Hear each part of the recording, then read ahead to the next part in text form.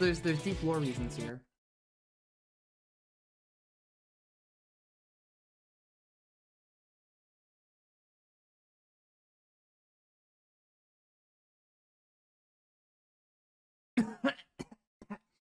Hello, and welcome to the 11th chapter of the Teach Us Doctor Who series, the cool stream slash YouTube series where a VTubing doctor decides to teach you an entire introduction to psychology class. So this week, we're going to be getting into emotion and motivation. So there are only about 5 weeks left after this. So a lot of these chapters are going to get a little bit shorter. So as I was initially building this course back before I was a world famous and super popular streamer, I was teaching this class in an actual university, usually with 3 50-minute periods a week. And so most of these chapters were originally written for 2 50-minute sections of class. But in the wonders of streaming, I've been able to shorten stuff, cut some things out, remove course like the group work. You can thank me for that later because group work is terrible. And so things have gotten a little bit smoother. And then these chapters in particular were usually written for about a 50-minute window. They're more niche subjects that didn't fit perfectly under the umbrella of the other stuff, but are still worth talking about. So we're going to be talking about emotion and motivation today. Specifically, we're going to be going over different theories of emotion, i.e. what are emotions and why do we have them? What are the nonverbal expressions of emotion and what are the consequences of those? We're going to talk a lot about body language. What is the effect that our body language has on us? What is the effect that our body language can have on other people?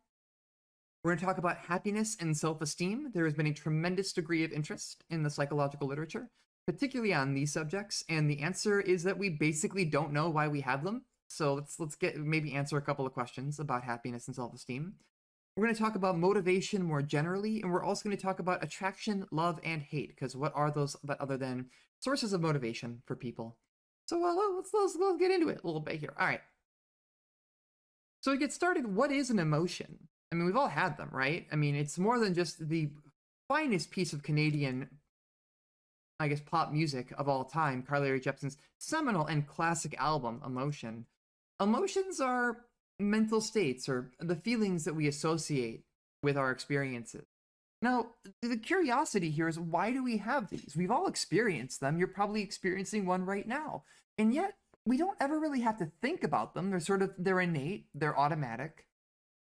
If we go back to some of our previous discussions talking about maybe some of our behaviors, we tend to, we try to think that a lot of these things that we have, especially things that are very intensive and ubiquitous to our lived experiences, are adaptive. There is a reason that we have them. There's an evolutionary reason that we have emotions. But not only that we experience, but we communicate. It's hard to fake your emotions. It's hard to hide your emotions from other people. If you're like,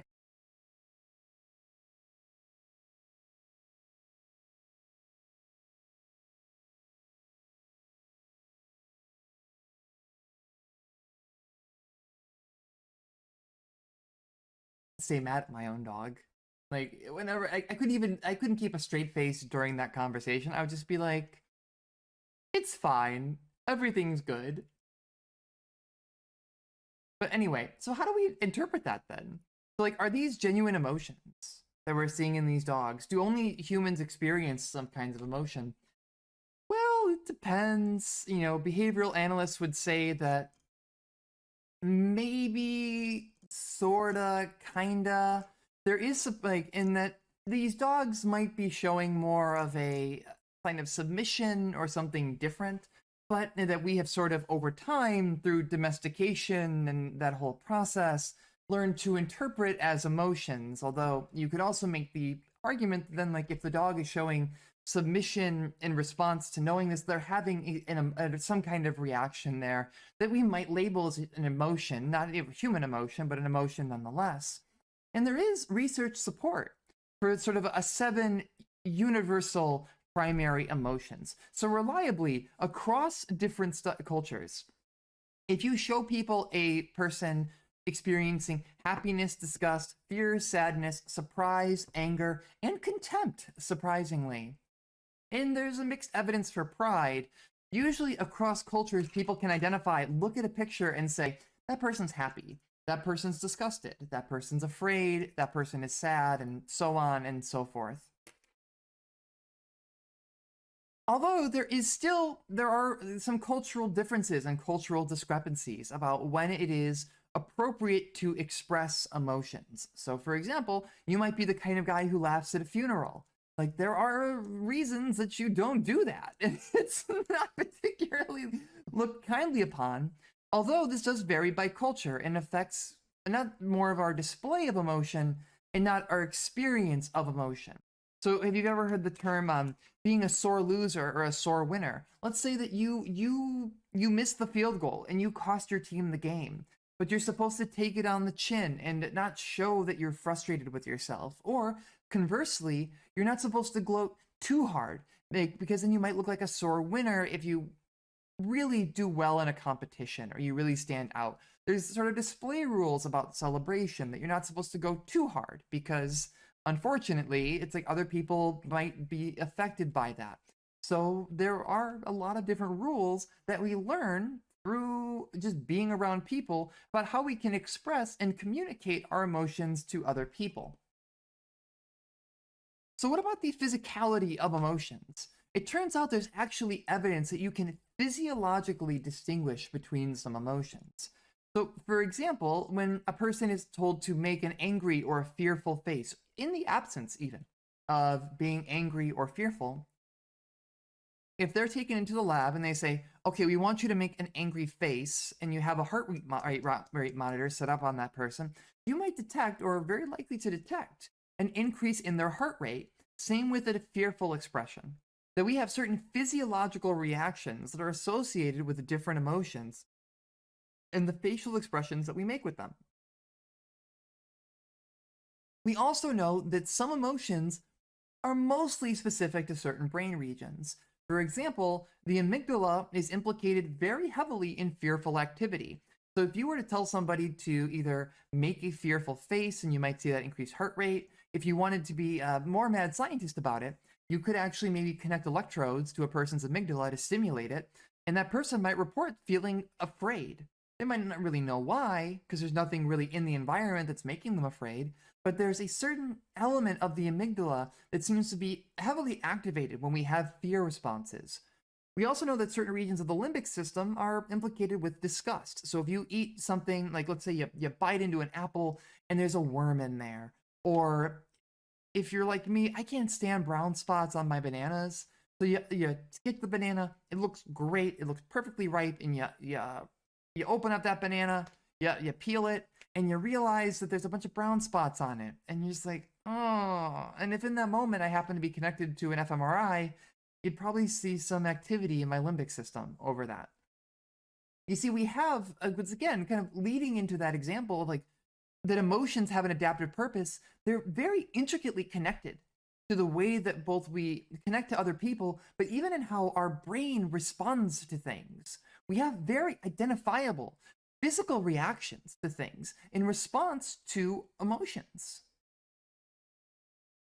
So if you ever are looking for a mnemonic device here about what areas go with what, just think about Bloodborne and the amygdala, which is just a funny way of saying amygdala. It's they thought they were clever. Like amygdala equals fear, amygdala, equals fear. There you go. Yeah, I'm glad I was I was almost late to the stream today because I was trying. I was thinking like should I make this joke here? And I went back and forth, and I was like, yes, the Bloodborne joke is going in here. So yeah, also giving away one of my favorite games of all time. I adore Bloodborne. So back to emotions and physiology, even though we can distinguish things, it's not perfect. If you put someone in an fMRI, a happy brain looks a lot like a sad brain. And multiple brain regions are active in all emotions, if you remember way back when we talked about sort of the pitfalls of neurology and fMRI work. We did talk about this and how our understanding of a lot of the neurology underscoring our experiences is incomplete at best. We have some awareness of the stuff that's happening. We know that, certain regions of the brain are more likely to light up than others, but we don't know if that necessarily correlates to anything. So we can say that, like, well, when a person is happy, we see some characteristic activity, but we also know that similar activity happens when a person is sad. So how do you make sense of that? So we can basically say there is a physical component to emotions, but what that specifically means is still yet to be determined. But even though we can try to fake emotions, it's not particularly easy to do so. So if you take, for example, if you're going to follow me back over to the wonderful world of Google Chrome, let's play a game of Spot the Fake Smile. We're not going to go all the way through this, but Ekman Desai, who is, implicated with a lot of really important emotional work, has done some work here looking at the characteristics of smiles and whether or not a person is faking it. Let's see. First, what kind of mood am I in? I'm doing great. It's been a good year so far. Thank you, Dr. Ekman, for asking. All right. There are 20 smiles to judge. How many do you think you're going to get correctly? Obviously, I'm going to get 20. I am a woman. I am eternally 24. And it is rude to ask me this, but I am 5'10". I have 0 children. And have you made or in a position where gathering information or reading people was a primary duty of your job? Does content creation count? Let's say no. Let's say 0.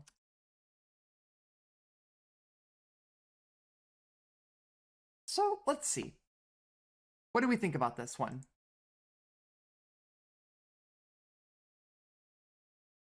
Is that a genuine smile? I'm thinking yes.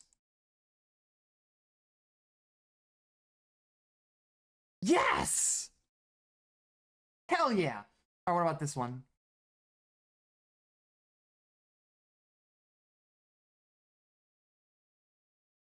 I don't know about this one. I guess you only get one go of it too. You don't get to replay them. I'm gonna say fake. I'm gonna say I was looking. So the big thing is usually you look at the person's eyes. It seemed like they might have been faking it. Let's see. Yeah! I'm so good. What about this one?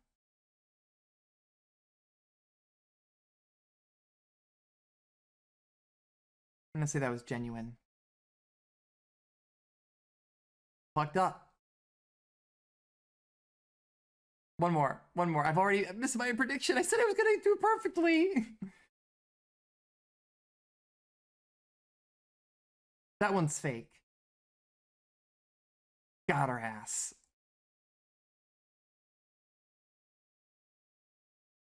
I feel like that one's real. That one was real. Well, you get the point. I'm not going to go through all 20 of these. If you want, I'm going to drop the link in the chat, or you can just go ahead and plug that into your search engine, and you can test your own ability on this one. I'm cheating a little bit. I do, like, as the lecturer, I do know the secret here. So it turns out that there is a little bit of a trick to identifying a fake smile or a fake emotion. And it's the eyes. So if you look at a person's eyes, if they kind of like squint or they kind of and all that, like when you smile and you're like, yay, kind of like, yeah. When you see that kind of eye closing motion, that's usually a show that it's a genuine smile. When people try to fake it, it's a very hard thing to fake. And we tend to be very good at picking up on when people are trying to fake emotions around us. So how do we make sense of emotions in our brains? We've talked about the physicality of emotion here, but there's some different theories that float around. So discrete emotions are cool, like, again, the primary colors of emotion. But there's also cognitive theories of emotion. And these are to say that whereas we have previously a discussion of how we have emotional reactions that might influence our thinking, in cognitive theories or cognitivist theories, thinking precedes emotion. And so in this case, there is no discrete emotion because we have as many emotions as we have thoughts. And so these are going to fall into 2 broad camps. There's the James Lange theory, where emotions result from our interpretation of our bodily reactions. So I have a physical reaction. I realize I'm having a physical reaction to something. and I label that based on my interpretation of the situation as a different emotion. The canon and Bard theory says that the event leads us to simultaneously both have a reaction and have an emotional reaction. So here's my example. If you have ever been to Chicago, Illinois, you maybe have been to the Field Museum. It's a pretty cool place. I think that the movie Night at the Museum was based on it, or at least my mom swears it was. So here's the deal though. You go to the Field Museum, and every now and then they have sleepovers. So as a young kid, yes, the bears are to scale. Yeah, if you're wondering, that's what they're like in the Midwest. So I was part of a youth group where we did a sleepover in the Field Museum, and I was so excited. But in the middle of the night, I woke up, and all the lights were off, and they gave us a whole big talk about how there was an armed security guard and all that. And I thought to myself, I better be careful, but I really need to go to the bathroom. So I didn't want to turn my flashlight on. So I was wandering around in the dark of the museum, and eventually, I had been there enough, and I thought I knew where I was going, but I realized that I should have probably come to the bathroom at this point, and I just didn't see it. So I decided that I was going to be, I was going to hold the L, and I was going to turn on my flashlight, and lo and behold, I had wandered into the taxidermied section of the nature walk. And what is in front of me but this 10-foot tall, on its back legs, grizzly bear in front of me? I was mortified. I screamed so loud, I must have woken up the rest of the group that I was with. The security guard must have gotten a good laugh out of it. Now, the funny thing is, I was saying before I started the recording, I still cannot go to this exhibit. Like, it's there, it's a huge part of the ground floor of the Field Museum. I get stressed out every time I walk in there. I am genuinely traumatized by these bears because I was just a dumb kid that didn't want to turn on her flashlight while going to the bathroom. And this is what I get. I am now terrified of bears for basically however long I've been alive since then, and probably until I die. So yeah, fun story, right? Well, let's use that as an example. So the James Lang theory would say that young Ricky perceives the bear, and then I have a undifferentiated experience of arousal. My pulse starts racing, I start kind of having this physical reaction, I'm stressed out, and then I look at it and I think to myself, this is probably fear, right? And that's how I label the emotional experience. Whereas the canon and Bard theory would say that these processes are happening at the same time. So I am experiencing the bear, I am exposed to the bear, I am a small, terrified child, and simultaneously, I'm just like, I am afraid and having the physical reaction. So why is that important? Well, at the end of the day, as it goes, it's like the real difference here is what is the chain of effect of the process? Do we have a simultaneous experience and that leads us to be like, oh my God, I'm terrified? Or is it more of a cognitive approach? Is there an extra level of neural activity where I am interpreting the things that are happening to my brain, and that's how I figure out what emotions I am experiencing? And it's a little bit difficult to be able to find different explanations of these, but it kind of points out to an alternative, right? So on one hand, we have sort of this idea of a primary spectrum of emotion. And then in competition with that, we have these cognitive theories, which more or less come down to saying that all emotions are triggered by undifferentiated arousal. And so the subsequent attribution of that arousal is what leads to emotion. It's not that we have an emotional center of the brain. It's not that we have an emotional sort of primary color spectrum in our brains. It's that we attribute our arousal to certain things, and that's what leads us to experiencing or labeling emotion. So there is a fun theory that floats around in social psych in particular, and it's called the emotion misattribution theory. Let's see. Wait, got a question here. Does this imply that if you think about it enough, you could attribute the emotion differently?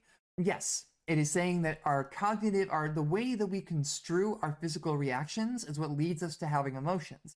So if we change the way we think about things, we can also change our emotion. That's kind of what we're getting here. So one way to do this, and this is a bit that kind of a sleazy professor once told me once as a joke in an intro psych course, was that one way you can apply cognitive theories of emotion is that if you're going out on a date with somebody, you take them to a scary movie. Because you're sitting there, you're watching whatever gore fest is in theaters at this point, and they might get nervous or a little bit, have an elevated heart rate. They might be a little like aroused, that is, feeling a little bit of anxiety, maybe some nervousness if it's a very suspenseful movie. But they might misattribute that to you and think that, oh wait, they just really want, like, the reason I'm having this emotion is because I want this date to go well. So that's the other classic is the bridge example. Like, you take your date to a really big bridge or a very high place, and they might misattribute that anxiety to the fact that they're having butterflies in their stomach over you. Never applied it personally, but back in grad school, we used to joke that we were doing applied social psych when we took our prospective grad student applicants out into the swamp where the alligators lived, and we tried to get as close as possible to gators. And our hope was that, well, maybe they'll misattribute that anxiety to how badly they want to come to our program. I don't think it ever worked on anyone but me, but I also just think alligators are cool, so I wasn't really even afraid. I was like, damn, they're like dinosaurs that sleep all the time. And there's some part of my hindbrain that is terrified of them. Mm. Huh. So I'm gonna put quotes around unconscious here because I don't think that anything is. I don't truly believe in the unconscious. That's something that will come up in the social psych chapter a little bit later.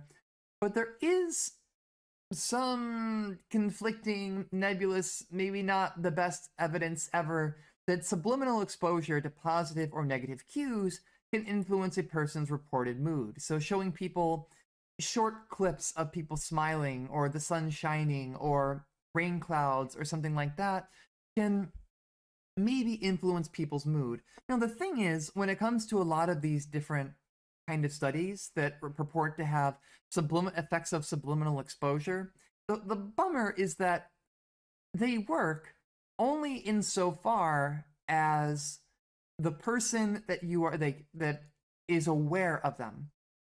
So it's the phenomenology is like, we showed them, this picture of a cute dog for, 0.5 milliseconds or something that should be too small of a window to meaningfully interpret. But the thing is that some people are going to still be able to interpret it, and those are the people that are going to show the increase in their mood, because as far as they're concerned, you just showed them pictures of a dog, and they're like, yeah, the dog was cute. What else do you want from me? Well, that's kind of one of those interesting little quirks about these kinds of things. So whenever you see the word unconscious, or if you hear people talk about stuff like mere exposure or anything like that, a lot of times these things really only work insofar as people are aware of them. Now, mere exposure effect is an interesting point. I wouldn't say this is unconscious either. It's sometimes reported as it, but in general, we tend to like familiar things. So our liking of something tends to be increased over repeated exposure. So if you were to continually tune into my streams or continually see me on Twitter or do whatever, odds are you'd probably develop a more favorable opinion of me than if you were totally inexperienced with any of the stuff that I do. We just call it the mere exposure effect. So in the end, it kind of works. It's the reason people buy huge amounts of ad space for big promotions for films, etc., because a lot of the research says that the more people are familiar with something, the more they tend to like it overall. We've also gone over this one in a preceding talk, but there's also the facial feedback hypothesis. Now, remember when I said that making an angry face can give people the feeling of having an elevated heart rate, or making a fearful face can have the same effect? We also talked about the pencil in the mouth example, where you ask people to put a pencil in their mouth, which kind of forces them to smile, and then the activation of those muscles can actually cause someone to feel better about themselves or the day, just generally improving their mood. So there is some conflicting evidence. Unfortunately, in most recent years, this body of work that we call embodied cognition has, let's just say, seen better days, and that there have been some pretty high profile failures to replicate. And it seems that a lot of these really cool and cute embodied cognition effects might not be as robust as we once thought they were, but there's still something intuitive there. If you tell somebody to cheer up, or you try to kind of just sort of smile through something, it might have an impact on your actual mood. So whether or not that is going to be a very long-term effect, or is going to be something that will actually, really have a strong effect in the first place, maybe not. But there might be something there. There might be a small effect at some points, and for some people. Yeah, kind of like how on my channel, I have a redeem, which is just people telling me to have confidence, because I used to have a very bad habit of self-depreciating. But having people do that has actually done a lot to improve my confidence. So maybe just telling somebody to experience certain emotions or to try certain things can have a positive impact on them. So what about our nonverbal expressions of emotion, or body language, as it were? Well, this is a more complicated story.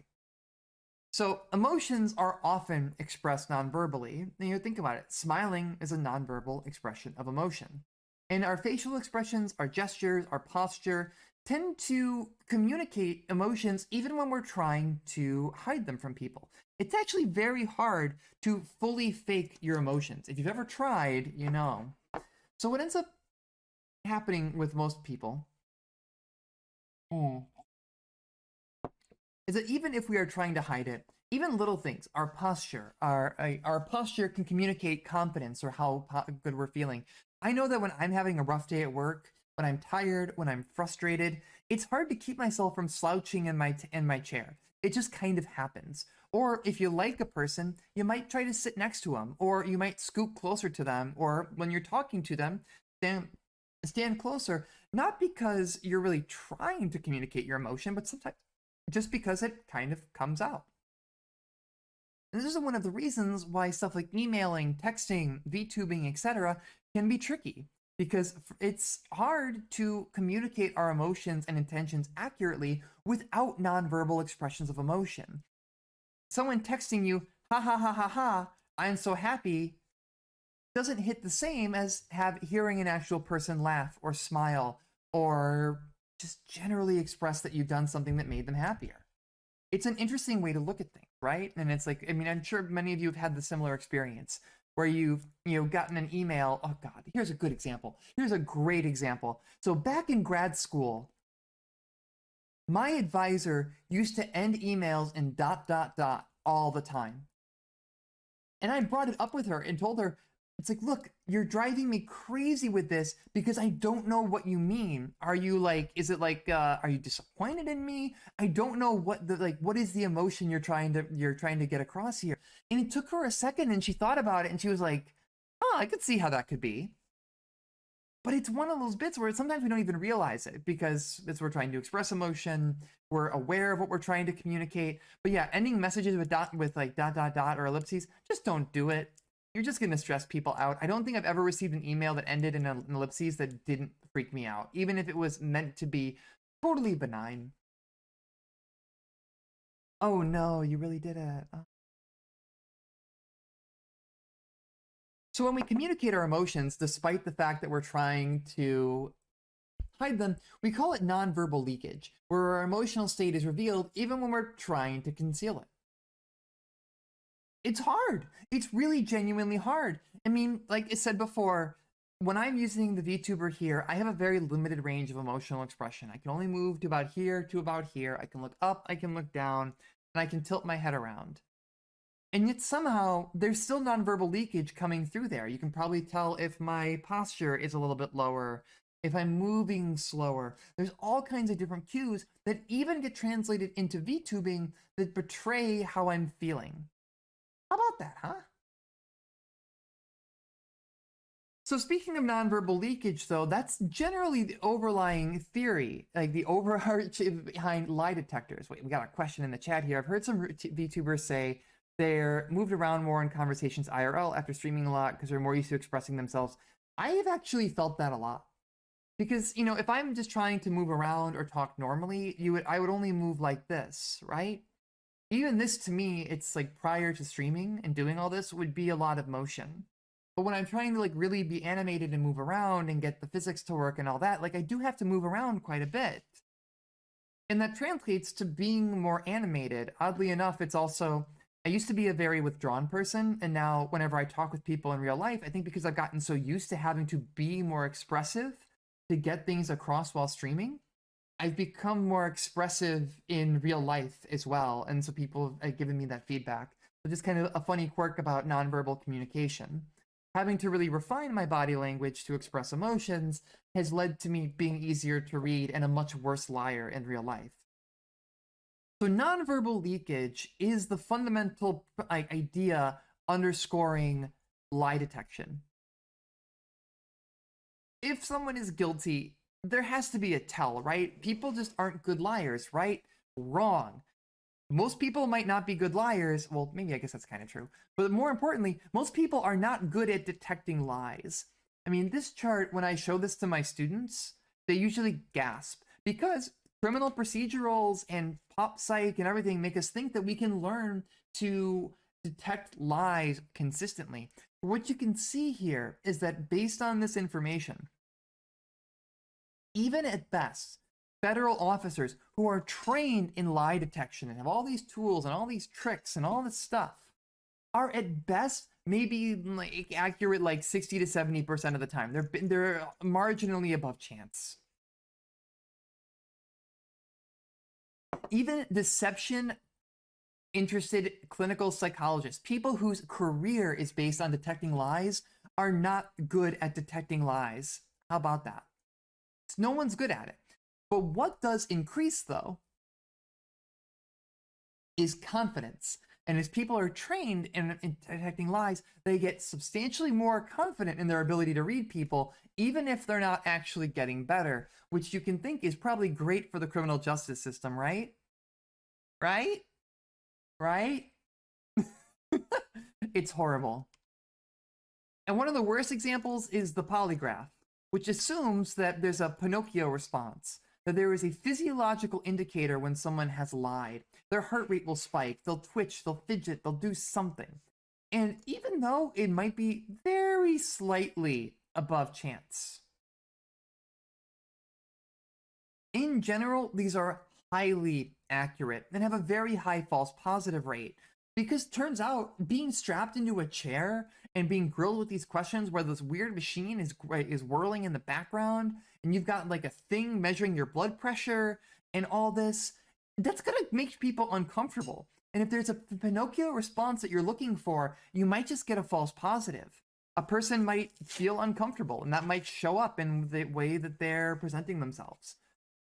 And then when you add in the presumed expertise and power of the lie detector to detect lies, you've got a basically perfect storm of factors for extracting false confessions or getting shitty information from people. But then believing that that information is very valuable and very credible, it is awful, awful, awful. There are other methods that have been used in place of the polygraph.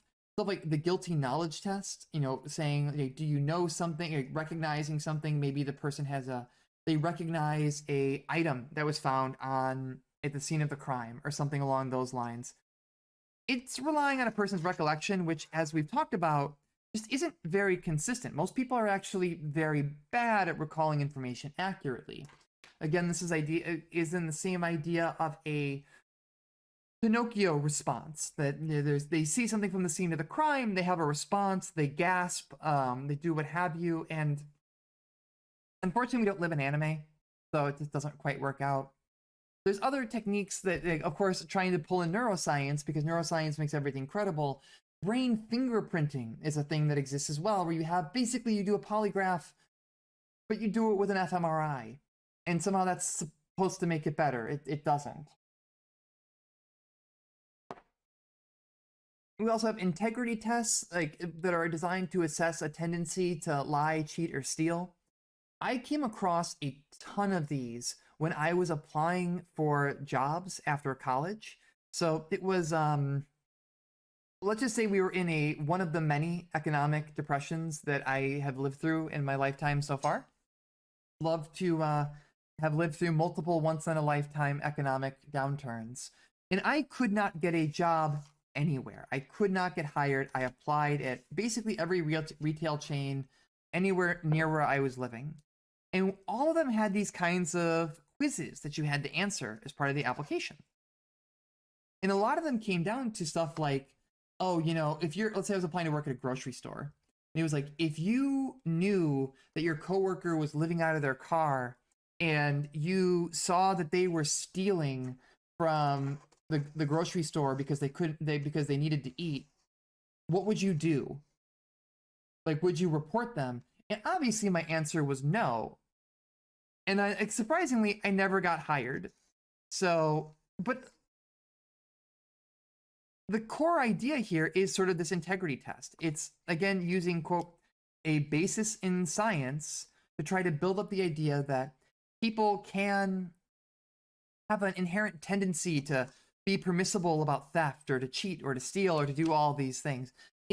They're goofy and they suck. And of course, you're asking people usually to imagine a hypothetical situation which doesn't necessarily correlate to real life behavior. After all, how many people have you ever heard say that, if I was, in the bank at a time, like while it was being robbed, I would simply just stop the robbery. People self-report doesn't necessarily correlate to their actual behavior. It actually, in many situations, particularly situations like this, it generally does not. So how do you actually measure whether or not someone is lying? Well, you kind of don't, because there really isn't a good way of doing so right now. It's one of these things that exists in criminal procedurals and stuff, but it's not a good tool for many of us. Like, we tend to be pretty good overall at determining whether or not people are trying to fake emotions, but lying for some reason is very difficult for us as people to really key into. So enough about the downer about whether or not people are lying to us. Let's talk about happiness. So why do we experience happiness? That's a good question, right? Again, we're trying to think about, why do we have emotions? What is the reason for those overall? Well, in some cases, psychologists have thought that maybe the experience of happiness is to signal a lack of threat. So being happy, being excited, being, animated and bouncy and having a lot of fun signals to the people around us that there isn't necessarily a threat in the immediate surrounding. And some other theories built up around happiness, like the broaden and build theory, would suggest that when we're in these situations where we are happy and we are enthusiastic and excited, it can lead us to be more creative. Bouncing back to the wild world of Google Chrome, this is a set of different tests that a person can take. So the instructions are pretty straightforward. Look at this, look at this shape and say, is one of these more familiar? Which of these is more similar? Are you making that decision based on shape? Are you making that decision based on maybe placement? So is it the 3 triangles or the 4 squares? I'm going to say the 3 triangles. So the next several pages have a similar task. So you go through each of them and you're saying, okay, well, which is the more important one? I'm going to say it's the squares. I'm going to say it's the squares. And so the basic tenet that they're looking for here is seeing whether or not people make decisions differently based in this sort of abstract task, whether or not they're reporting being in a positive or negative mood. It's one of those kind of interesting bits. And I haven't looked at this data recently. I know this is one of those things where we have a long-running online data collection. But I want to say some of the data has actually come back pretty interesting, showing that people do generally think about things differently and maybe in more creative ways when there's a lack of threat in the environment, when they're happy, when they feel secure. I mean, if you've tried to do anything creative ever, you might have some anecdotal feelings about that. Maybe it's easier to create art or to think outside of the box when you don't necessarily feel like you have pressure to do so. When you have deadlines and schedules and all that, it gets a little bit hard to just kind of go with the flow and be creative. And that's kind of an extension of this idea of broaden and build. Being relaxed, being happy allows us to be more creative and see the big picture. So what actually makes us happy? there are many, many misconceptions. Many people, like some people think that it's money. Some people think that actually we get less happy as we get older. That's actually not true. Older people tend to be actually a little bit happier overall. And some people think maybe it's big life events, like when certain things happen, specific outcomes, specific milestones. And once I get married, once I have a girlfriend, once I do that, then I'll be happy. It doesn't work out that cleanly. And going back to money, a lot of people seem to have this belief that if they have money, they will be happy. But the research actually suggests that that is not necessarily the case after a certain point. It's like once your basic needs are met, that is to say, like once you have shelter and food and all that, it takes an exponentially increasing amount of money to show a measurable increase in happiness. So if you are a person and like your general needs are met, like usually an extra $5,000-$10,000 a year is not going to usually cause a measurable increase in a person's happiness because you kind of have what you need. Instead, like the big increases in happiness come from stuff like broader, more abstract kinds of fulfillment. So if you're ever in a position where you're looking at, yeah, that's a good point. That's basically, it's never good enough. And it's like, so maybe I've come across this professionally already, and maybe you have as well. It's like you have an opportunity to maybe take a promotion or go to a different job that is promising you will be working long hours and be very stressed, but they'll pay you a lot of money. So I'm a doctor, I have a PhD, and there are, for example, ad agencies and marketing agencies that I have applied for that were offering me salaries in the $100,000 to $150,000 range, and I've interviewed for them. But then I sit down and they're like, yeah, you're going to have to live close to the office. You basically have to be on call. You've got to expect that you're going to have to work overtime pretty regularly. We have clients that sometimes, are international clients, and so you might have meetings at 4 a.m. and so on and so forth. And I just looked at those offers and I was like, is that, extra money over and above my current job worth it? And the answer was no. In part because I knew this research. And it's like that having to be up at 4 a.m. for meetings regularly and keeping odd hours and being away from my dog and all that kind of stuff was not going to make me happy because my needs are basically met. I'd much rather work, a basic 9 to 5 or something like that, even if the money is less, because it allows me to pursue other things that make me happier, kind of like doing stuff like this, more creative outlets and all that. So what is actually related to happiness? Being married, having strong friendships. Oh boy, I screwed that one up. Big follower counts, probably not, and subscribers, probably not. I can't believe somebody went through and sabotaged my slides.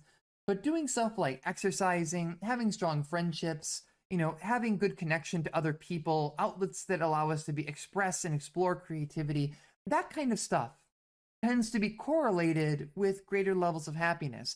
We've talked about flow states before too. If you've ever been in the zone, people that tend to report being more mindful and being happy more often also tend to be able to get to and stay in the zone or a flow state more easily.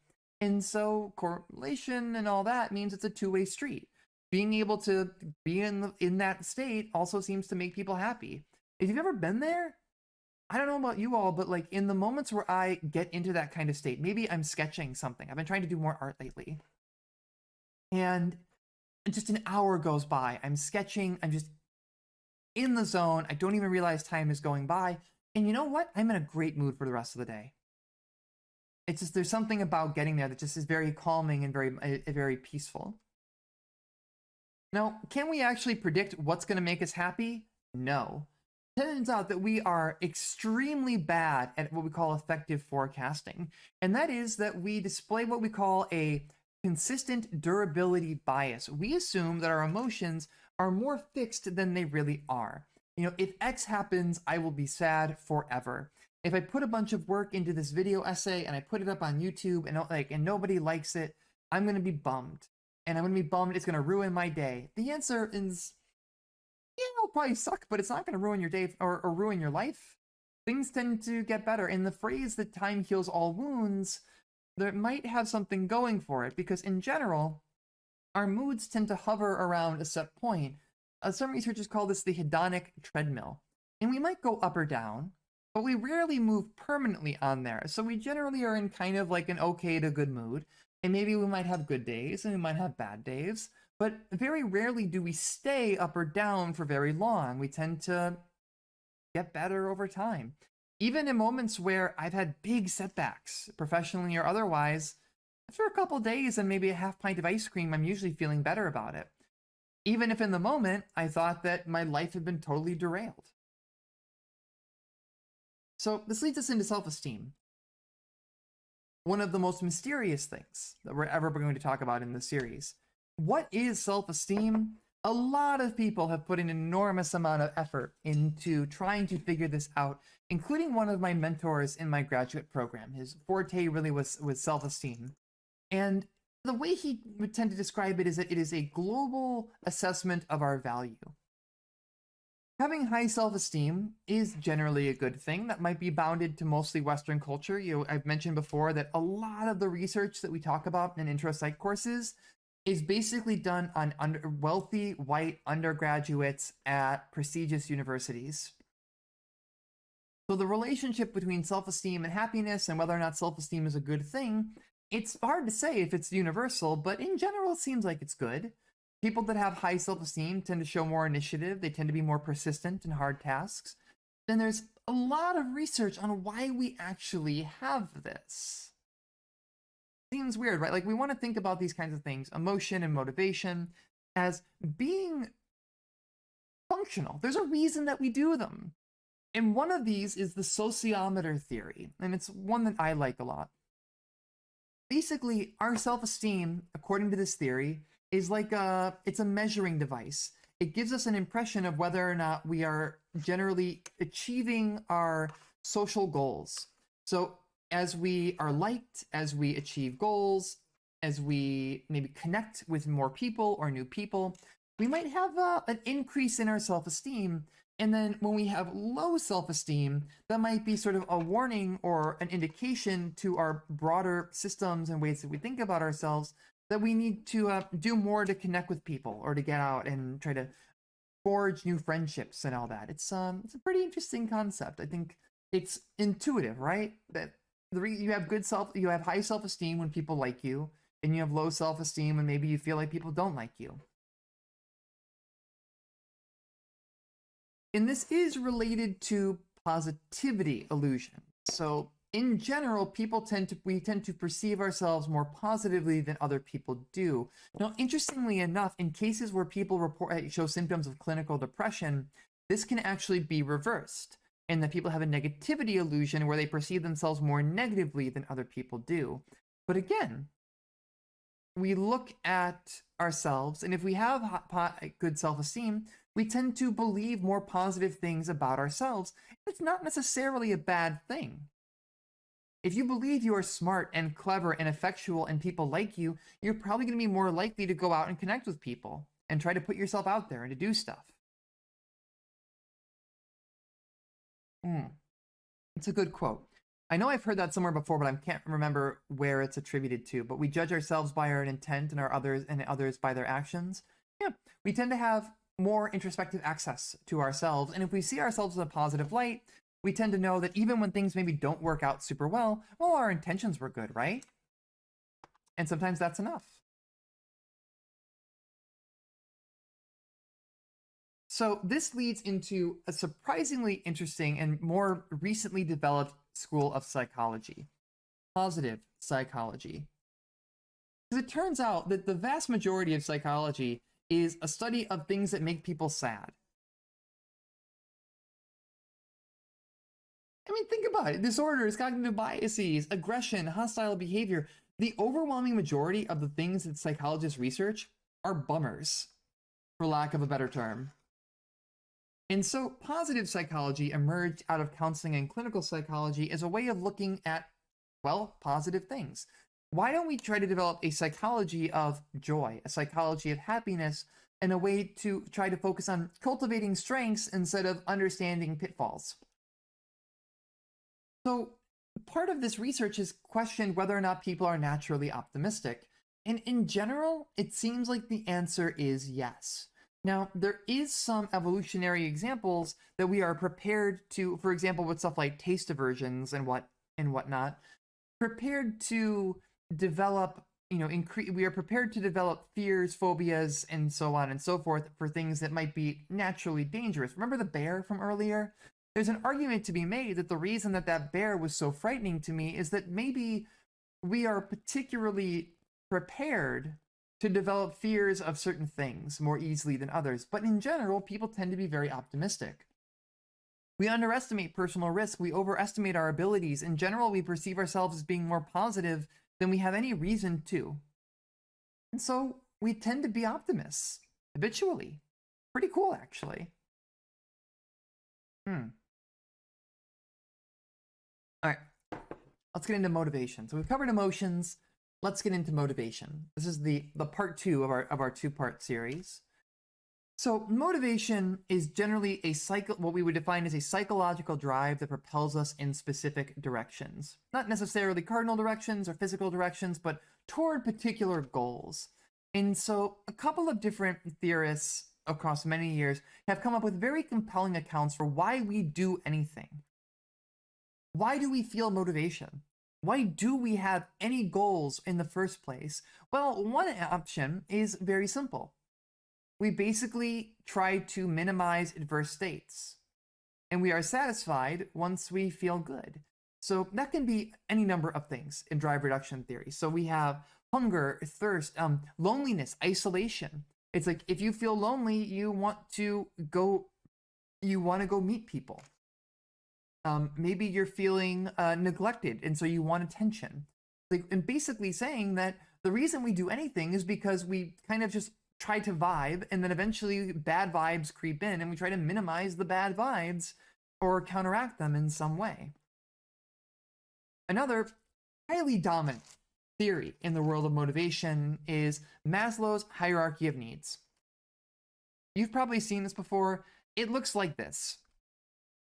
Basically, Maslow construes that we have a hierarchy of needs, and that we have, toward the bottom, our physiological needs, like food and sleep.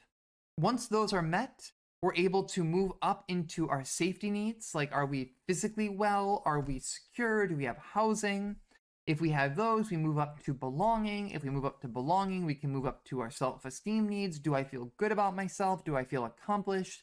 And when we hit all those, we've checked all those boxes, we can move to what Maslow calls self-actualization.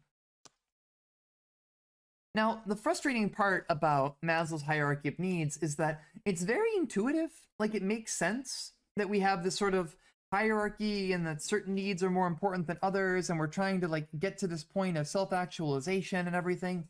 But even Maslow himself did not define self-actualization very well. It was kind of just a thing he didn't think about too deeply. So as much as this is an intuitive and very widely proliferated way of talking about motivation, it's not particularly great. And when you're trying to actually break down and say, does this actually apply to people's real lives? Very theoretical and hard to prove. But what we can say is that in general, we tend to need motivation to do anything. But is there such a thing as too much or too little? So when we ask the question about how much motivation is best or optimal, it depends on the task. Now, what we say when it comes to most tasks is that there is something called the Yerkes-Dodson law. You might have seen this parabola before, which is mostly saying that there is an optimal balance of arousal where our performance is best. This also maps onto flow states, which we've talked about before, that there is sort of a sweet spot based on the difficulty of the task, where we want to be in a certain amount of arousal or stress or nervousness or anxiety, and that will draw out an optimal level of performance if it's matched to the task that we're doing. So the Yerkes-Dodson law basically would say that, let's say, for example, you're at a free throw competition. You're trying to shoot a basket into a hoop to win a trip somewhere.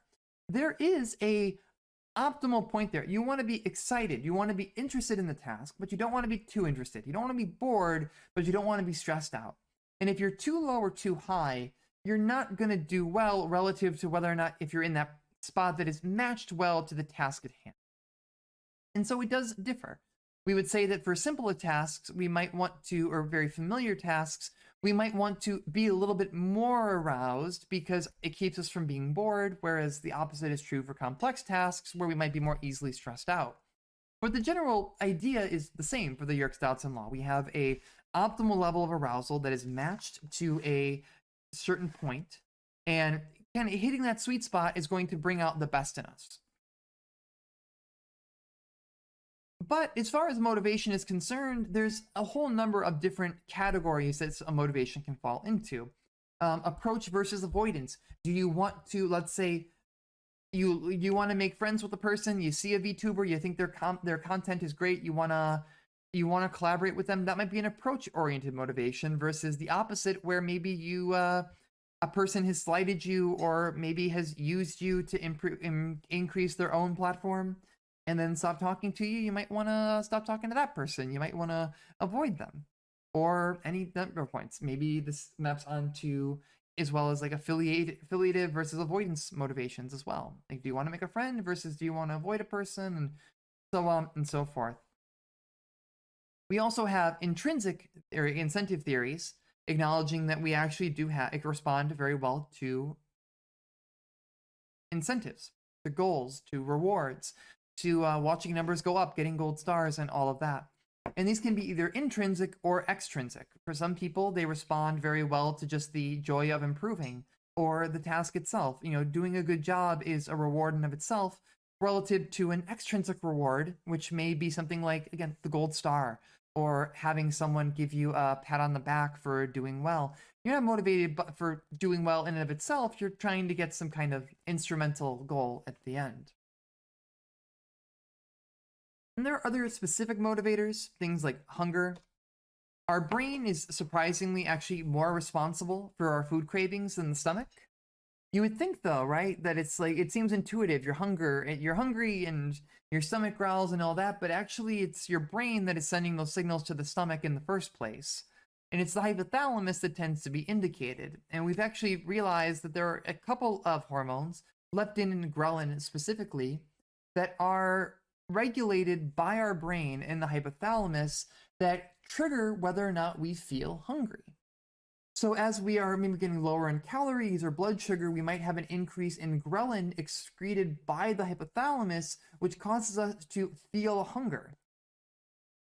And then as we eat and we recognize that our stomach is full, we're processing calories and all of that, our brain will actually excrete leptin to increase energy use and decrease hunger.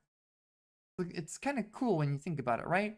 At least I thought this was very fascinating when I was taking intro psych, because I always thought, like, you had the very intuitive experience of, oh, I'm hungry. Hungry equals stomach growling. It means that there's something going on with my stomach, right? But actually, no, we have this very elaborate system that's worked into our brains that looks at stuff like our blood sugar, calorie use relative to consumption, and causes us to have these kinds of feelings and experiences. Kind of cool. One of the other great motivators across time and history has been sex. It is actually a core motive for basically everyone, and although there is sort of a pop psych and media difference in arousal and libidinal sexual desire between genders, it's not real, really. It's like testosterone and estrogen. The effects of it are highly exaggerated. In general, people do be horny, and people have done tremendous works of art for the sake of horny posting. Kind of interesting, right? It's like when you really think about history, so much of history and so much of human motivation really has just been because people be horny.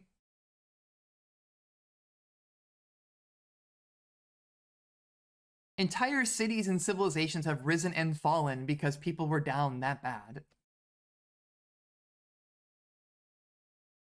So as far as sexual orientation is concerned, homosexual behavior under the banner, as we talked about different genders and different orientations, is actually not unique to humans. In over 450 species, including giraffes, there are documented cases of homosexual attraction and homosexual relationships. then it's like, and this has also been documented throughout human history. So if you ever come into a situation where someone tries to convince you that gay people basically started existing in the 1980s, oh boy, oh boy. How people have treated and responded to different sexual orientations has differed wildly throughout cultures and history, but gay people have basically always been real throughout all of recorded human history, and even into the animal kingdom. Why? Well, there might be some genetic influence. Twin studies have shown that having one twin be gay, is probably more. It means that it's probably more likely that the other twin might also develop a a homosexual attraction at some point later in life if they haven't already. But it's honestly probably just a complex interaction of many different factors, like basically anything else in psychology. Now, one of the unfortunate realities of sexual orientation is that up until about 1973, the American Psychological Association classified same sex attraction as a mental disorder, in part because there was a belief that gay people were inherently more anxious, more depressed, more frustrated, and so on and so forth. And that being gay was just part of a bundle of symptoms of that basically comprised a disorder. Thankfully, this has changed, but it's one of the more frustrating things to look at because it's also very easy to examine the opposite being true. If you're a gay person growing up in the 1960s, and let's say you're taking a psychology course, and a part of that course and that lecture is dedicated to talking about how your feelings of attraction are bad or wrong, it's probably going to lead to anxiety and depression, right? Being told that the way that you feel about other people is wrong, is part of a disorder, that you're broken or bad. I mean, living in America and being a gay person in America, there's a lot of anxiety and depression that stems from finding out every 4 years what rights I'm going to have. I mean, I sometimes wake up in the morning and find out that there's been a Supreme Court decision that impacts my life and my ability to live like a normal person. Contributes a lot to my anxiety and depression, honestly. And I'm glad that the APA was able to figure out the cause and effect on that one, but unfortunately, it took probably much longer than it should have. All right. So what about interpersonal attraction? How do we explain, if sex is a big motivator, how do we understand attraction? Well, it's influenced by a lot of different factors. Remember we talked about the mere exposure hypothesis? Proximity, similarity, whether or not people like us, all contribute to whether or not we like other people. Turns out people like to be liked, and people like to like people that like them. Our physical attraction seems to be physical attractiveness seems to be a very important single item, both for men and for women. Although even though some studies have shown that maybe there's a gender effect here where it's more valued more heavily by men, I also would caution the idea of self-report here. But regardless of a person's gender or orientation, people tend to value intelligence, dependability, and kindness a lot as well. So there's whether or not we're attracted to people or fall for people is highly complicated. It's based on proximity, chance opportunity, similarity, reciprocity. Is the person kind? Do you think they're smart? Are your values lined up? And so on and so forth. So how do we explain differences? There's some evolutionary models where, oh god, I have to humor these, don't I? Ugh. All right. Some evolutionary psychologists will try to tell you that that people tend to look for things like optimal waist to hip ratios and stuff, and that's a way that we can understand attractiveness. It's that people are attracted to things that show that a person might be either a better at childbearing or rearing, or might be a better parent overall. There's also social role theory that suggests that maybe people are looking for someone who can fulfill social roles within their lives. There's a lot of different theories to explain why some people find some people attractive and others don't. But as with most things, it's complicated. Sometimes things just happen. So what do people actually find attractive? Beyond chance levels, surprisingly, it actually tends to be consistent across cultures. There's, again, some evolutionary evidence that men prefer certain weight ratios and then females tend to prefer higher ones, but don't put any. I would also say that a lot of the evolutionary psych stuff that deals with very heteronormative boundaries and all that, don't put too many eggs in those baskets. I feel like I need to acknowledge it in this kind of stuff, but also I want to caveat there and just say, like, it probably isn't quite as clear cut as evolutionary psychologists would make you think. And even though there are some cultural differences, things tend to change over time. You know, certain body types are preferred, certain fashions are preferred over time. So it's a very complicated bit, but it's a complex interplay of maybe some evolutionary factors, also social roles, as well as sort of aboundedness in history and the contemporary context that we live in. Now, what's interesting though is that people tend to find symmetry and the average of many faces to be more attractive overall. So let's say, for example, this is a fun one. We're going to average these two faces. So in general, if you play with this tool, what you would find from faceresearch.org, that if you took this composite and you asked people to rate the average, the more people, regardless of their gender, their skin tone, etc., the more people that you throw in here and make an average out of, the more attractive people are generally going to find that face across, interestingly, across gender and sexual orientation. Just in general, we tend to prefer facial symmetry and we tend to prefer things that are closer to an average. And so the more, I'm going to add 2 rows here, the more I'm going to add here, and the more I play with this tool, the more attractive people tend to rate that face. So again, throwing all these together here, now this is the most of the database, and now averaged together, this face, most people would say, is becoming more attractive. Also more androgynous and more symmetrical. It's an interesting little facet about our brains and the things that most people tend to find attractive over time.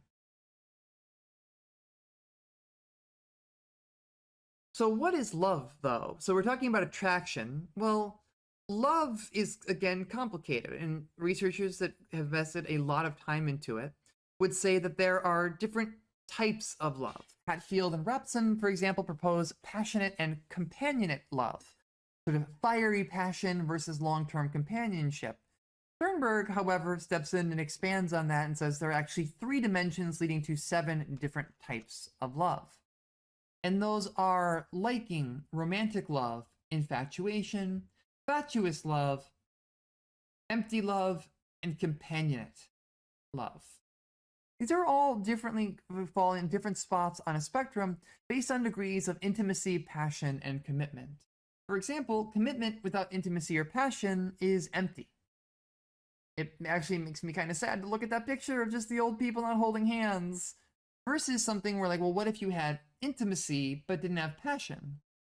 Well, then you might have companionate love, or a long-term commitment where there's a degree of emotional intimacy, even if physical passion wanes over time. If you have passion without commitment or intimacy, you have a hookup. You have infatuation, a short-term, strong burning fire. And if you have all these in balance, you have what they will call consummate love. So it's an interesting theory, and I think it plays out pretty well. And if you look at it over time, generally relationships tend to flow where commitment and intimacy tend to increase over time, while physical passion tends to decrease. It's kind of an interesting thing to see how relationships tend to develop over time. But that's not necessarily always true. Everyone's relationship is different, but if you look at it in the aggregate, it tends to look like this. But the antithesis of love, hate, is also been talked about a lot in terms of emotions and motivation. Sternberg, who brought up this triangle of relationships and how we classify love, basically reversed it to discuss hate. A negation of intimacy, of passion or commitment, of saying that you don't want to be around a person, you actively despise them, you never want to be near them. These combinations lead to different types of hatred, like contempt, burning hatred. Maybe you have a strong flare up of passionate hatred, despise, or like repulsion to somebody, but you don't really have any long term commitment to hating them, or you don't necessarily want to not be close to them. You're just, I don't even know what you would call that. I'd have to actually dig into that a little bit, but either way, that doesn't sound good. All right. Well, that's what I got for this week. So that's the finale, I guess, of motivation and emotion. I hope you had fun. It's always like a fun one to go over for me. At the very least, because I get to show you the cute dog videos on the front end, and any lecture where I can do that is good in my book.